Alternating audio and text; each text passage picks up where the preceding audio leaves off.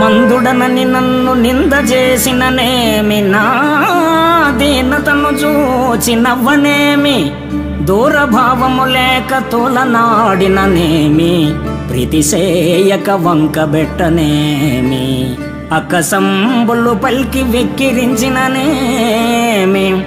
తీవ్ర కోపము చేత తిట్టనేమి, హెచ్చు మాటల చేత నెమ్మెలాడిననేమి, చెరిదా పటగేలి చేయనేమి, కల్పవృక్షంబు వలె నీవు కల్గనింక, ప్రజల లక్ష్యంబు నాకేల పద్మనాభ, భూషణ వికాస శ్రీధర్మపుర నివాస, దుష్ట సంహార నరసింహ దురిత దూర.